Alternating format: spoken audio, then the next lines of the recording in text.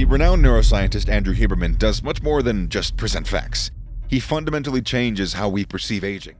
If you don't get that morning sunlight for one day, no big deal. But if you don't do it for 2 days or 3 days in a row, what happens is that morning increase in cortisol still happens, but it starts getting pushed out towards the afternoon.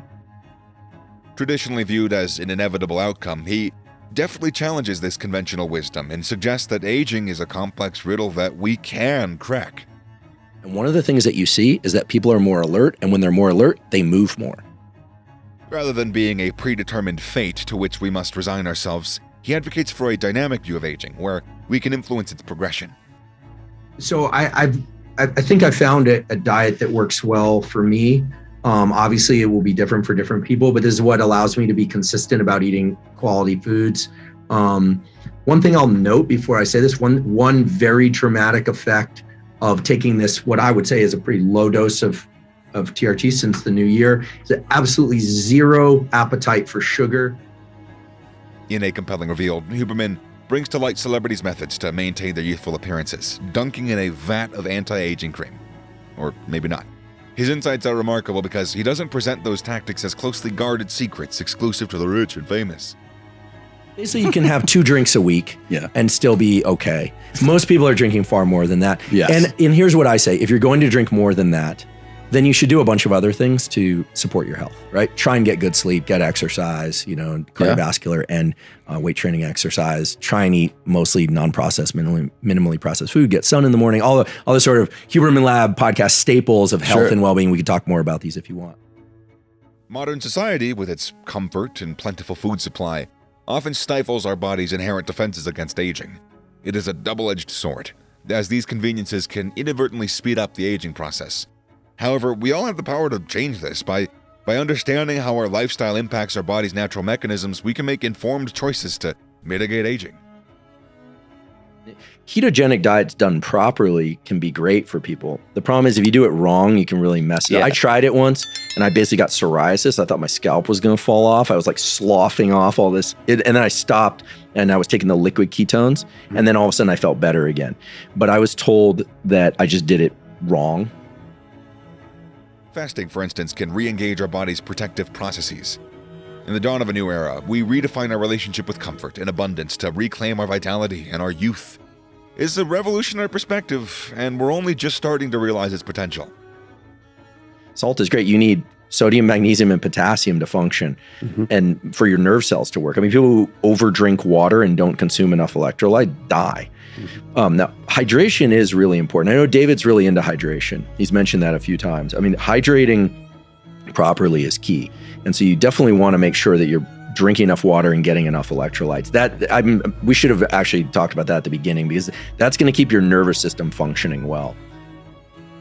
In this video, we dive into strategic interventions that can activate your body's inherent longevity defenses.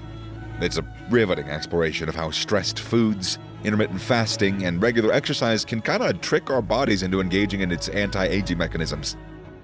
These aren't just strategies, but life-enhancing tools, changing your relationship with food and comfort. By stepping out of your comfort zone through exercise and adopting unique dietary practices, we're not just surviving, we thrive. Over the years, I've tried many different nutritional plans and been very regimented about them and took notes. I'll just give you a kind of a highlight of a few and then why I didn't stick with them and then emphasize what I'm doing now. So when I was in my late teens, early 20s, I did try a kind of a high fat, very low carbohydrate thing. I was like drinking half and half and eating meat and I did grow quite a lot on that. But it was, of course, I was 19 years old. I was also training heavy. I was completely natural, but I was also probably in the peak. I'm guessing my androgen levels were probably taken off. And I am somewhat of a fast responder in terms of when I weight train, I grow quickly. Also, when I stop weight training or I run, I shrink quickly. So, it cuts both ways. But we're not just resisting aging, we are promoting vitality, which is the start of a transformative journey, and we're only uncovering the first layer to these longevity secrets. Within the intricate fabric of life, our bodies are the vessels that carry us forward. Our chances of living longer diminish when we have low muscle mass and low aerobic capacity, However, if we strive for higher muscle and aerobic fitness levels, we can significantly improve our lifespan. This knowledge kind of empowers us to break free from the constraints that limit us. With determination and resilience, we can embark on a path that leads to a better physical strength and better endurance, better life. Doing so unlocks the secrets to a vibrant and extended existence. And so embrace your inner potential, for it holds the key for a remarkable and prolonged life. So what I've done for years, it's funny, I actually, maybe at some time I'll put this online. I've taken careful notes. I have a folder right next to me here where I essentially have my nutrition is been very consistent for 10 or 15 years. And I should just say, I'm not particularly lean, nor am I carrying a lot of excess body fat. I think I'm pretty average in that sense. I don't know, somewhere around 12% or something. I haven't measured in a long time. But basically for the last 10 years, I've fasted anywhere from 12 to 16 hours for every 24-hour cycle. So I knew Sachin when he was formulating intermittent fasting, time-restricted eating, and his book and his science was coming out. I also got to know Ori Hofmeckler, who wrote the book, The Warrior Diet. He's kind of the originator of the 1 meal a day system. Ori was in Israeli Special Forces, really nice guy. He's in his probably early 60s now. He still maintains 5% body fat. He's very fit, very, very nice guy, actually. He doesn't get enough credit for being the kind of modern founder of intermittent fasting, because it's been existed for centuries, of course. Our choices hold immense power in shaping our lives. After a meal, engaging in physical activities helps control blood sugar levels and promotes the growth of new blood vessels, ensuring a steady oxygen supply as we age. Simultaneously, smoking poses a significant risk. Can't understate that or overstate that one, increasing the chance of early death by around 40% compared to non-smokers. When the sun is low in the sky, you can look at it directly much more easily without pain. But if it's painful, it's okay to blink. Okay. Don't damage your eyes on account of trying to get the sunlight. Here's the idea. A little bit of background just to kind of nest this in something. Every cell in your body has a little 24-hour clock. Viewing the sun, in particular morning sunlight, on a consistent basis, I would say 80% or more of the days of your life is what you should strive for. So it could be 100%, could be 80, but try and do this daily. What it does is it aligns all of those clocks in a very precise way. And it does this by activating specific neurons in your eye called the intrinsically photosensitive melanopsin ganglion cells, but forget, that's all geek speak, connects to your brain and informs all the cells of your body what's going on in the outside world and aligns them. So imagine going into a clock store with every clock is an alarm clock and they're on different schedules. That's what happens if you don't view morning sunlight. When you do view morning sunlight for about, I would say 5 minutes to 10 minutes on a clear day, try and face in the direction of the sun. Don't do it through a window. Don't do it with sunglasses on. Fine to wear eyeglasses or contacts, even with as UVB protection. Don't wear a brimmed hat. Just look in the general direction of the sun, even if you have to be on your phone, but just kind of get some sunlight in your eyes and blink if you need to, if it's painful. Look away from it a little bit if it's really bright. That morning sunlight coordinates all the cellular and organ systems of your body and does a couple of things. First of all, it boosts a number of chemicals that need to be released early in the day, such as cortisol, which is healthy if it's released early in the day, and the so-called catecholamines, which are dopamine, norepinephrine, and serotonin. What is that? Dopamine, norepinephrine, and epinephrine. What does that do? It gives you increased focus, energy, and alertness through the morning, increased immune system function throughout the day, focus throughout the day, and it sets a timer on some other clocks in the body, including the one that releases melatonin about 16 hours later to make you sleepy and fall asleep easily. This is my biggest struggle, by the way. If you don't get that morning sunlight for one day, no big deal. But if you don't do it for 2 days or 3 days in a row, what happens is that morning increase in cortisol still happens, but it starts getting pushed out towards the afternoon. Moreover, high blood pressure and uncontrolled type 2 diabetes are linked to higher mortality rates. But we got a solution. By maintaining healthy blood pressure and effectively managing diabetes, we can greatly improve our chances of living a longer, healthier life. To delve deeper into these insights, watch this enlightening video. Discover the secrets to vitality and longevity that awaits you. Huzzah! So basically, I get up, I hydrate, I drink some caffeine. I do delay my caffeine by about 90 minutes to 2 hours after waking because it does seem to avoid a crash later. Coffee, yerba mate, that kind of thing. But then I do drink Athletic Greens, even though they are a podcast sponsor. I do love Athletic Greens. I've been drinking that stuff for ages, since 2012. And I do love it. Then my first meal is almost always a low carb meal. it's some steak or ground beef, some Brazil nuts, maybe a vegetable, but I do have more mental clarity when I'm low carbohydrate, provided that my glycogen stores have been repacked from the previous day or so. So I'll typically train late morning. If I train really hard, if it's resistance training, then I'll have, a bowl of rice or a bowl of oatmeal or something. And I like butter, so I'll put a pat of butter in there, and my blood lipid profiles are just fine. I think there's an entire YouTube video sort of analyzing and scrutinizing that I said that I like butter. I don't walk around putting on sticks of butter. Well, again, it's like my first impulse when I saw it was first I laughed, and then I thought, wow, do they really think that I live on that much butter? Small amounts of butter. But then when I realized, I was like, well, this is really sad. Like they don't really have anything else to talk about besides the fact that I eat butter. And a lot of people, they'll get shaky or jittery and when they're fasting, and they'll think they need sugar. Yeah. And if they just put some salt in some water, they feel fine. And like the other stuff, potassium, magnesium, whatever the other electrolytes are. But those three. So, I mean, salt, magnesium's good before sleep. Salt. I mean, this is a vast space, and we're kind of talking about the overlap between neurochemicals, hormones, and nutrition. And it's a fascinating space, and it's one that the academic community has gems within the textbooks. It hasn't really made it into the public sphere yet. And I think that's because people get so caught up in the, are you vegan or are you carnivore? And there's a vast space in between too that people can explore. Like, I'm not a competitive athlete, so I eat meat and I also eat vegetables and I eat fruits, and it's just about timing them. But I tend to eat carbohydrates when I want to be sleepy. I eat them at night. And everyone said that's the worst thing. You can't do that. You sleep great after eating a big bowl of pasta, I'll tell you. But the point is that you want to avoid getting bright light in your eyes from 10 p.m. to 4 a.m. Why?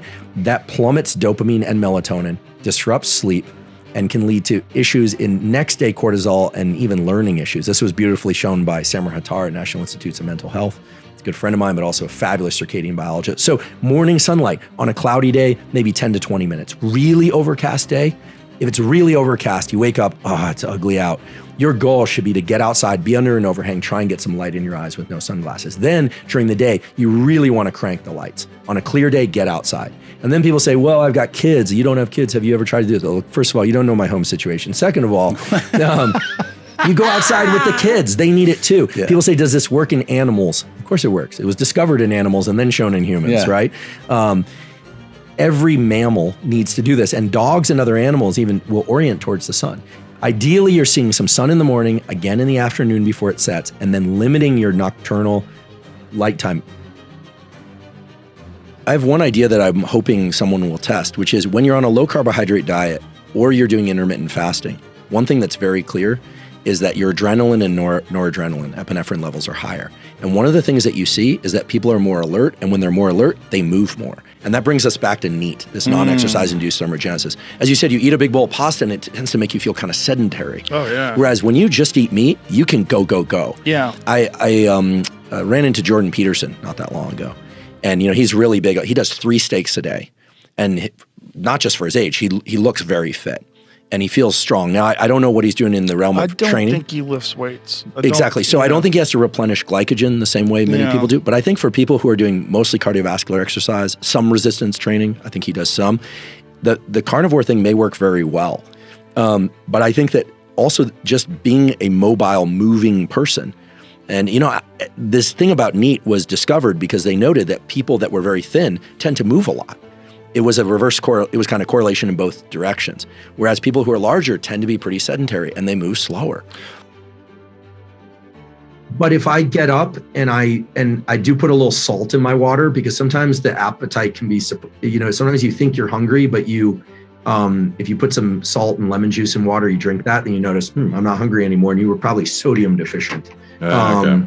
A lot of people who do low carb diets are sodium deficient. So I sort of fast until about noon, then I eat a low carb meal. I make sure it's not a huge meal, but I go by appetite. Sometimes that's 2 hamburger patties and some, maybe I'll eat a cucumber, or sometimes I'll have a bowl of oatmeal, but rarely, right? I'm not super strict about that. If I've trained, I will include carbohydrates and some fruit with that meal too. And then in the afternoon, I tend to just hydrate. I might have some almonds, athletic greens, maybe. Sometimes I'll have some whey protein or something of that sort. And then for dinner, for years now, I've really emphasized starches. I'll have pasta, salad, sometimes a little bit of fish, like tuna fish or salmon, but mostly carbohydrates. And then I sleep like a baby, and I go to sleep sometime around 10:30, 11, and I sleep great. And when I've cut the carbohydrates out, two things happen. One, I wake up and if I feel like I can train,